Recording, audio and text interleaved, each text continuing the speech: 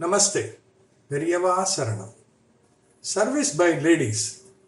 Ladies can utilize their afternoon leisure to study religious literature by forming a study group, and they can also teach other ladies. There are plenty of stotras in Sanskrit and Tamil. Ladies can come together and memorize them. They can make pure turmeric kungumam and supply them to temples and mutts. Pure cow's ghee can be made at home and given to the temples for lighting before the Swami. Akshada, which are whole without the tip being broken, can be sorted out and sent. Akshada, which means that which is not broken. But these days, one finds broken pieces in Mantrakshata. Only when Akshata is whole, it will be auspicious. If tinned ghee that comes from somewhere is used for temple deepam, it may be adulterated with fat, in which case it will not yield any good. I have heard one thing. If someone were to perform a homam or yagnam, his enemies will do a trick to nullify the good effects of the ritual.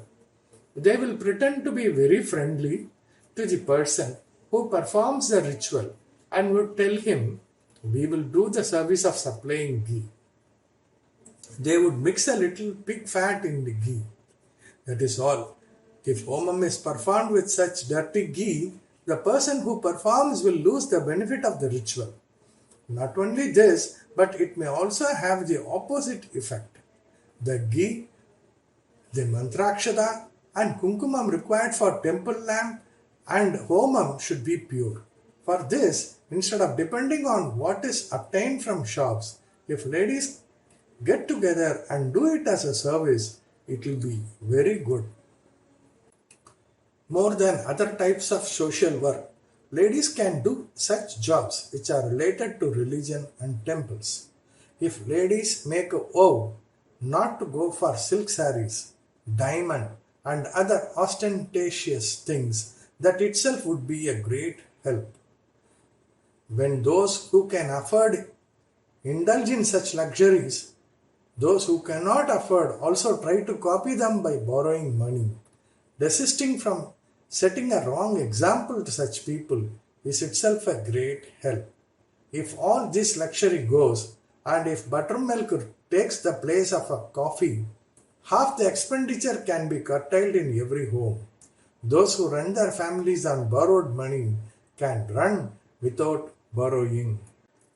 Ladies can attend to household work which involves exercise in itself. My view is that they need not go for office work special. What is written in Shastras only I am telling. What I wanted to say is that if a lady performs a household tasks in a responsible manner, that is cooking, taking care of children, attending to the needs of the husband, etc., the whole day will be spent on such tasks. A country consists of families. Hence, if ladies do what is required to keep their own houses in order, that itself is a service to the country, service to the world, and helping others. If they are left with time after doing all these, they may do public service. We still continue to talk of the feminine nature. Their service should suit their nature. That is, it should be such a way that they can be done with modesty. It should not involve more of physical strain.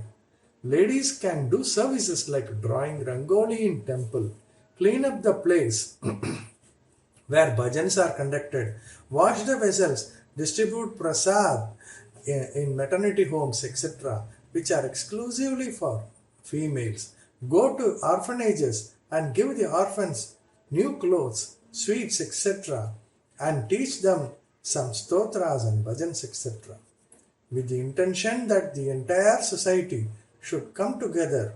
I have myself allowed ladies to take part in digging tanks, even though it involves physical strain. Still, Shramdan which involves hard physical labor should be taken up by men only. Periyava Saranam.